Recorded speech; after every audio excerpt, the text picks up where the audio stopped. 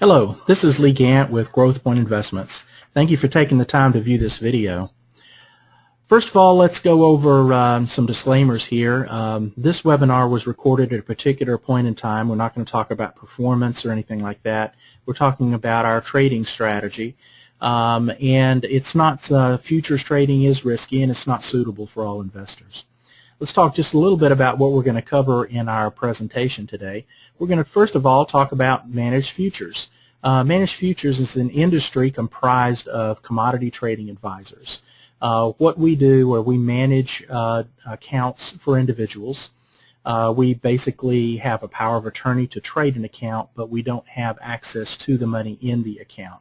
So it's a way for someone to take advantage of the diversification opportunities in commodities and in other areas with other strategies other than just equities, but not have to actually get involved in the day-to-day tasks of doing the trading yourself. CTAs have to pass what's called the Series 3 exam. This is different than a registered investment advisor that might be has to take other exams to be able to manage money. CTAs have oversight from the National Futures Association and the CFTC.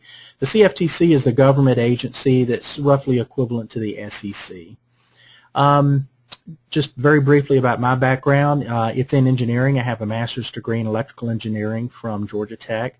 And most of my career I've done software development, so I'm always been interested in the technology and in math and statistics, and it really led into a perfect leeway into what I'm doing here.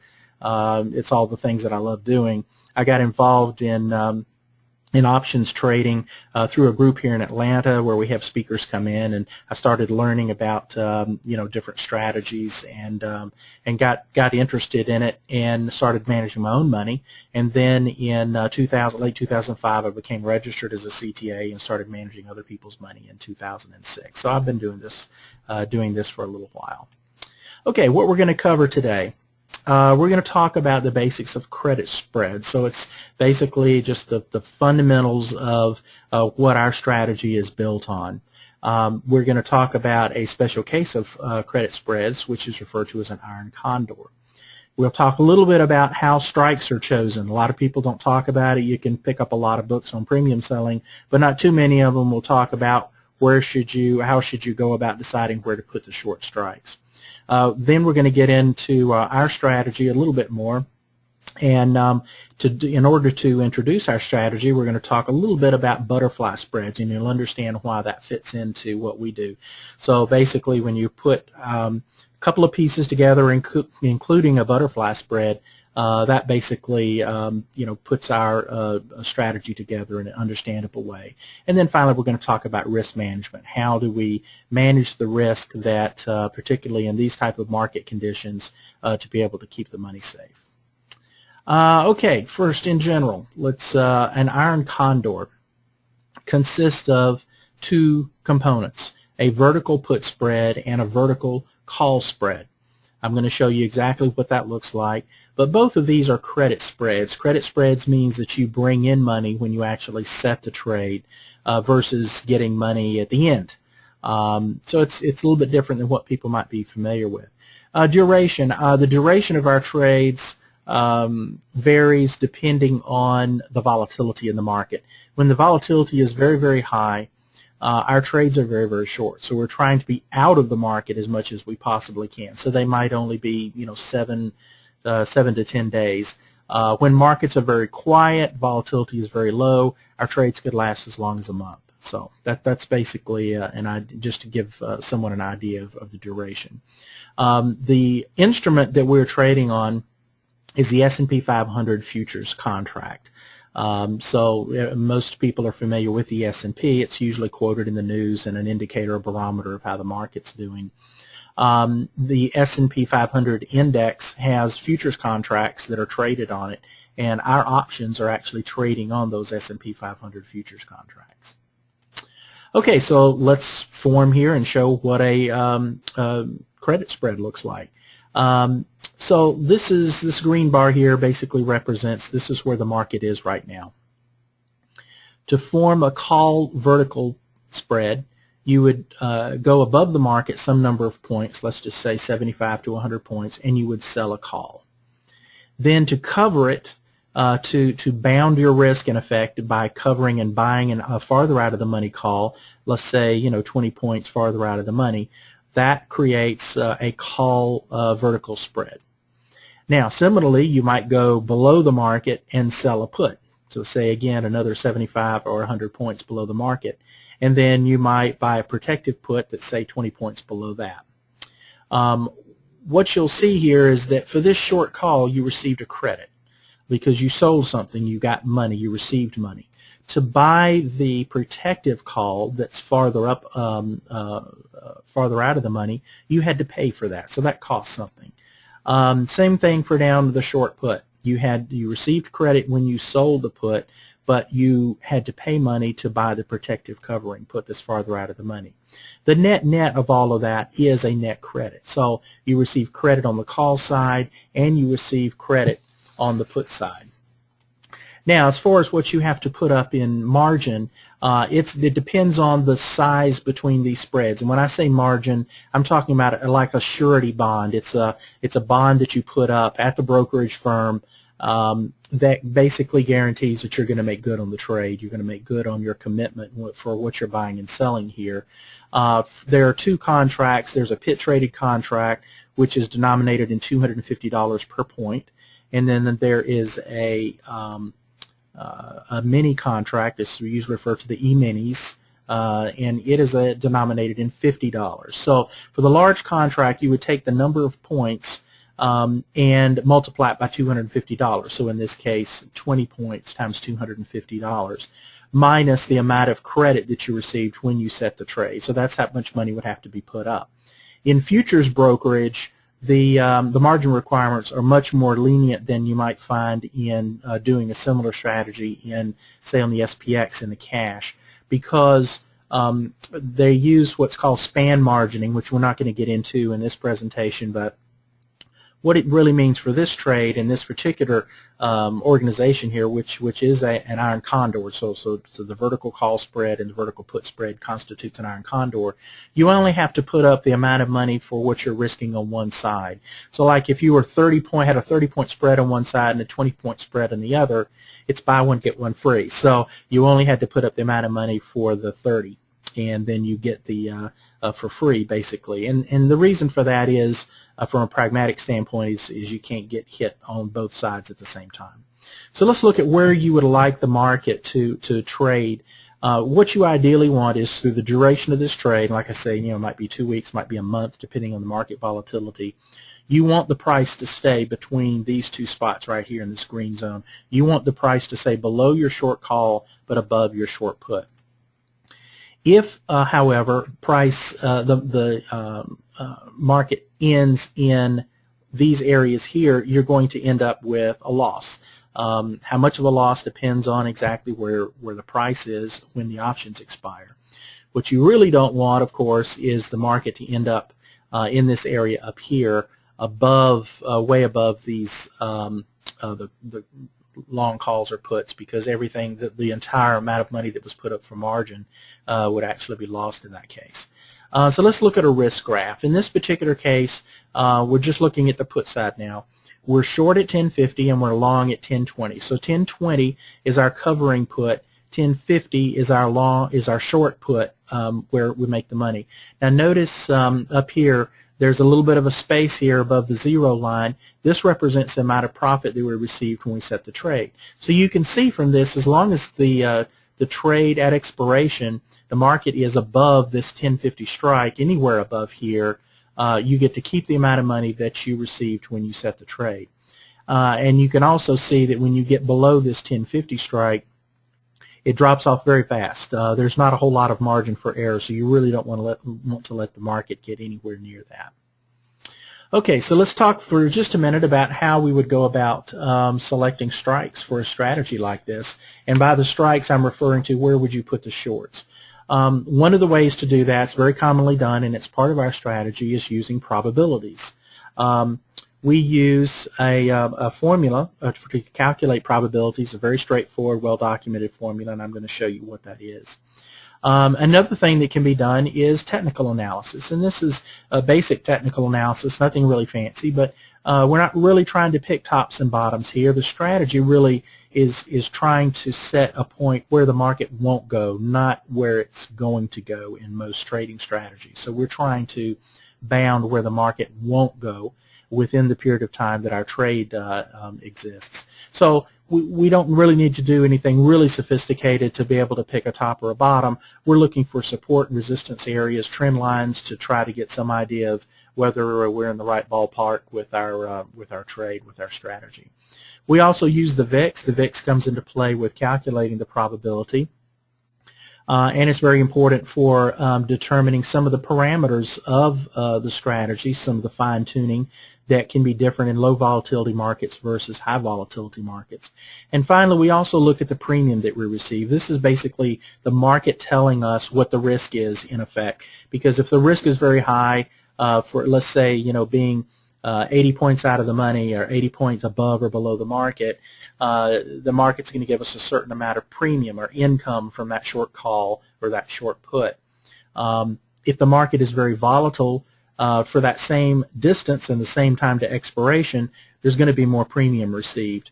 Well, we sort of use that to sort of bound our trades and make sure we're not receiving too much premium and therefore taking on too much risk.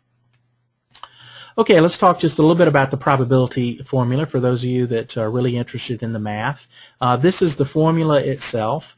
This is pertinent for American-style options, which means that they expire, they can be assigned at expiration or before expiration.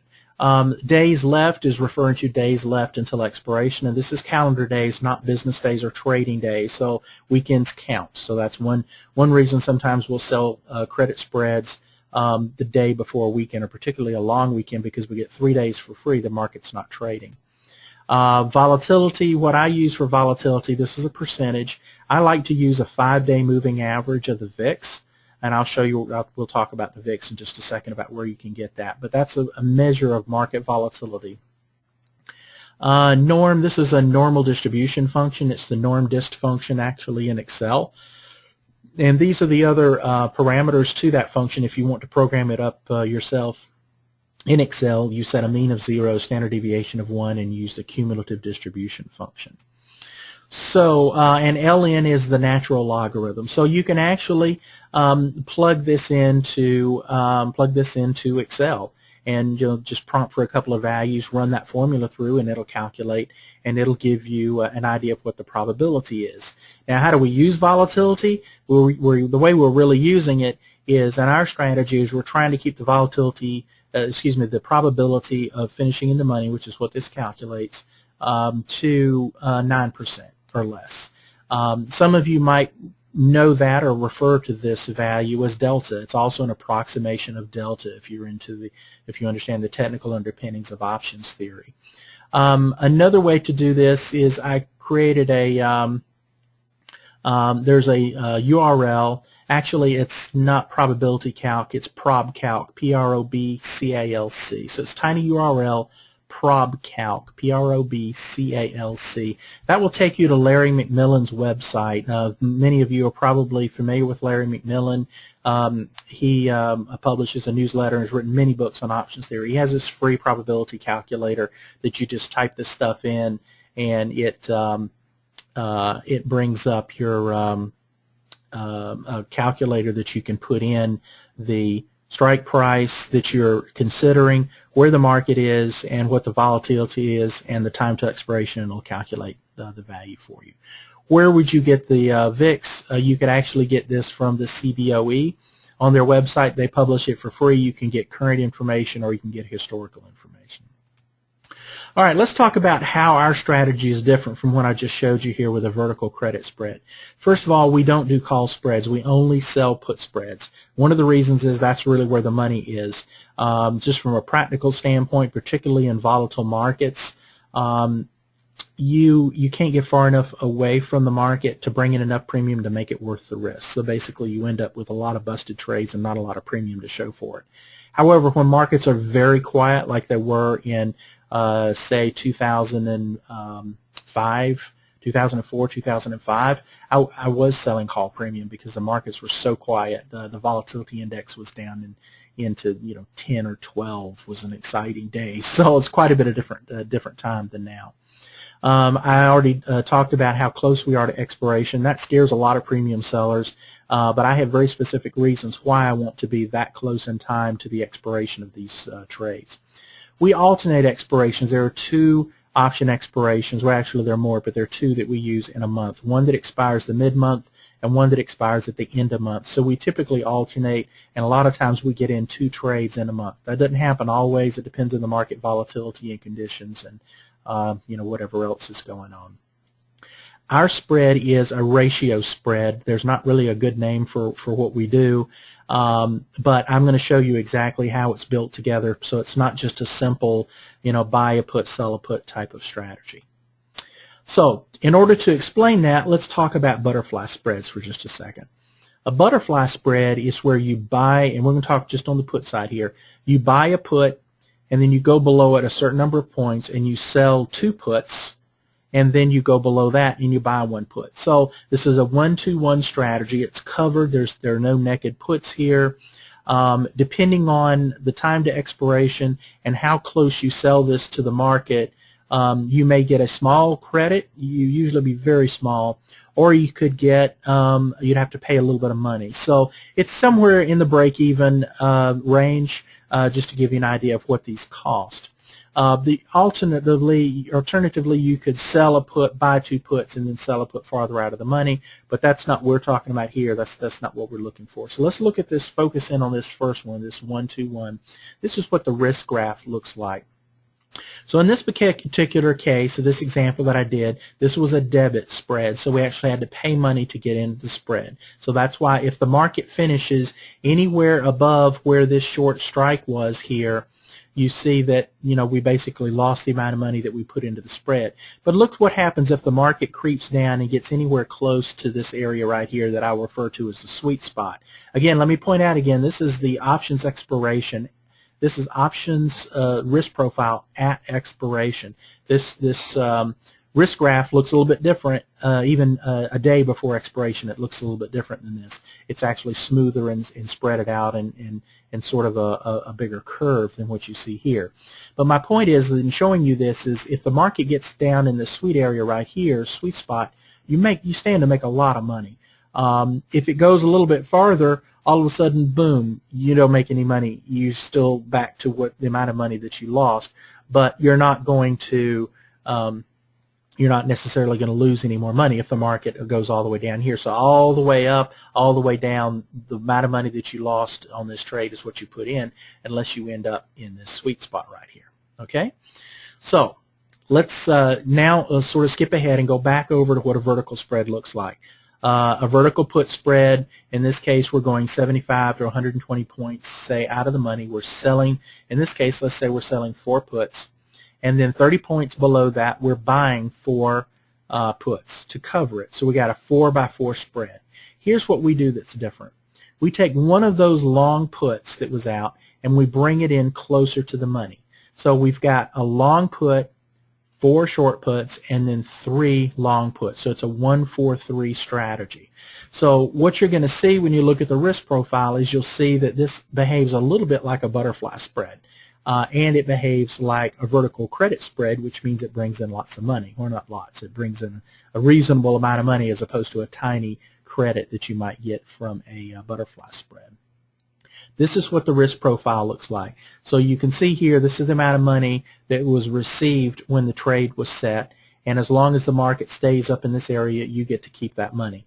But look what happens when the market gets down here. This is this inside put, which I call the hedge put. So in this case, we had one long 10.75 put, and then we were probably short at 10.50 here. So look what happens. As you get close to expiration, if the market's creeping down towards where this short was, instead of having this curve extend straight out and then straight down like you saw before in the put spread, it's got this huge bump here. If you did the same thing on the call side, it sort of looks like Batman ears, the Batman suit. So just think of it like that. So you've got sort of a weird looking butterfly spread here. But again, the point is you've got this nice sweet spot here that the market could end up in this area. It also protects you if the market goes beyond the short position.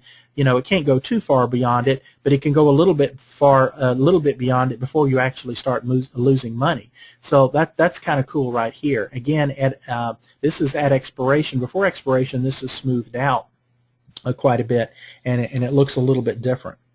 All right, so now let's talk about how this is built together. So we've got a 1 long at 10.55. We've got 4 short at 12.55, 4 short at 12.35, and we've got our covers, our 3 covers at 12.05. And let's say we brought in 1.4 points. Okay, this again is the risk profile for the credit spread, our spread. Now, let's talk about what if you had just a standard vertical spread. So you sold 2 at 12.35, so that's 2 of these 4 right here, and you bought 2 at 12.05, that's 2 of these 3 right here. This is a standard credit spread that would bring in, you know, a lot more than 1.4 points, okay? But you've seen what the risk profile is. It gets really nasty after 12.35. All right, so let's say you also added to that, you bought a butterfly spread. So you bought 1 put at 12.55, which is this one right here. You sold 2 at 12.35, which is the other 2 of the shorts, and you bought 1 more 12.05, which is the other protective put. So when you add these 2 things together, you'll see what you've basically got is our spread. So it's got some of the characteristics of a butterfly spread and some of the characteristics of a vertical spread in that it brings in more premium. So that's basically what it looks like. So now the last thing we want to cover here is our risk management. What we're doing is if the premium triples on our spread, so in other words, let's say we got it for 1.4 points, that's how much money we received when we got in. If that triples, the market has moved against us, it's long before expiration, so our hedge, our put isn't really helping us any. We buy the spread back, and then what we look to do is to sell a new spread for the same amount of premium, say 1.4 points, as the entry, but of course it's going to be farther out of the money below the market, and it also might be farther out in time depending on how much time there is to expiration. That's a recovery spread. If the recovery spread doubles in premium, we buy it back and stop trading. The recovery spread is a lower, it's got less risk than the trade that we just got out of, which was obviously under pressure. So this we think it makes sense to have this spread have a tighter stop on it. So that's why we get out if that spread has doubled in premium. So let's work an example of that. Let's say you brought in 2% premium from the original trade. If the premium never triples, we get to keep that 2%, and that's what happens, 80–90% of the time. If, on the other hand, the premium does triple, we buy it back for approximately 6%. So it costs 6%, leaving us with a 4% loss because we brought in 2% in the beginning. Now, this is a good point for me to point out what slippage is. Slippage means I didn't get the price that I wanted. That can happen when the market gaps on you in the morning. The premium settled at triple the night before, but before you can trade again, the market has moved much farther against you. Execution risk, things can go wrong when you try to get in or out of these trades. So you can't always get exactly what you're looking for when you're particularly under pressure like that. Our recovery trade would attempt to bring in another 2%. So if it succeeds, we had a 2% gain. Then we had a net 4% loss, and our recovery trade is bringing in 2%, so we're left with about a 2% loss. This is before commissions, brokerage, and so forth, but it gives you a rough idea of the premium involved. Okay, but what if that recovery trade went against you? So it basically, in the recovery trade, we had to buy it back for 4%. So instead of helping out the 4% loss we had before, we basically added on another 2% loss, leaving us with a net 6%. Again, these are just general guidelines to give you an idea of how the risk management strategy works and how it's built to protect the trade when the market moves against you. All right, that's it. Thank you very much for taking the time to watch this recording. If you have any questions about it, if you'd like copies of our disclosure document, if you'd like copies of our performance track record and so forth, please get in touch with Paul here at MF Global. He can give you all that information. He can arrange a conference call if you'd like, or a web conference if you'd like to go over certain aspects of the trading strategy, dive into more detail, see examples of some of the trades that we've done or anything like that. So I hope to be able to do some business with you. Thank you very much for your time.